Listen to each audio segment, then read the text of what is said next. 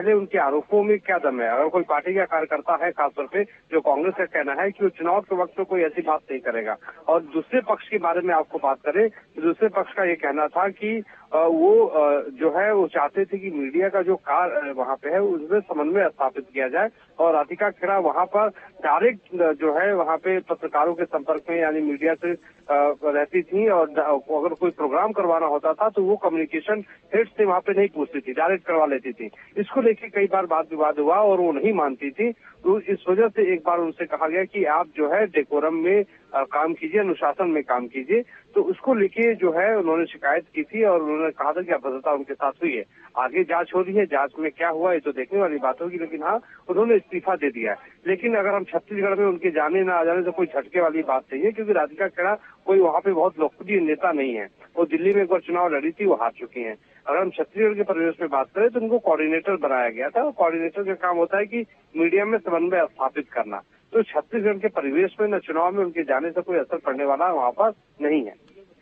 लेकिन एक चीज, जिस तरह के वो आरोप लगा रहे हैं कि मैं राम मंदिर गई, उसके बाद से विवाद शुरू हुआ, तो हमने देखा है कि जितने कांग्रेसी बीजेपी छोड़कर आए वो इस बात को प्रमुखता से उठाते आए कि वहां पर राम के मामले पर जिस तरह से कांग्रेस की आइडियोलॉजी रही, क्या ये संकेत भी हैं कि अब वो बीजेपी में जा सकती हैं? देखिए, अभी तक जो आप दिल्ली के अरविंदर सिंह लवली की बात हो, अमित मलिक की बात हो, या दूसरे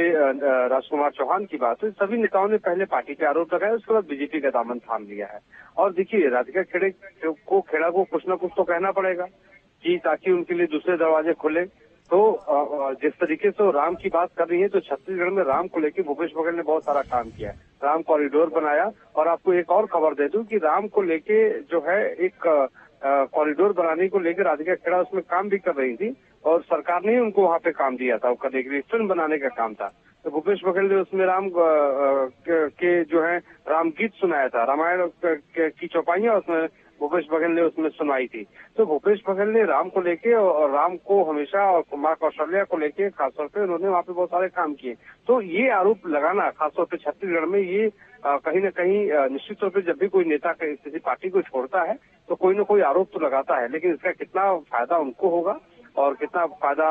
कांग्रेस को होगा ये तो वक्त बताएगा। लेकिन हाँ, राधिका खेड़ा ने छत्तीसगढ़ की कोऑर्डिनेटर पद से ही नहीं बल्कि उन्होंने कांग्रेस की प्राथमिक सदस्यता से इस्तीफा दिया, यानी उन्होंने दिल्ली कांग्रेस में काम कर रही थी, और छत्तीसगढ़ में इसका कोई असर नहीं पड़ेगा। दिल्ली में कितना असर पड़ेगा ये देखने वाली बात होगी। लेकिन एक चीज और यहाँ पर मोहित मैं आपसे समझना चाहूंगा, क्या कांग्रेस सालकवान एक और ऐसे मामले को जिसको शायद अगर कोशिश होती तो सुलझ सकता था, क्योंकि राधिका खेड़ा ये आरोप लगा रही हैं कि उन्होंने हर एक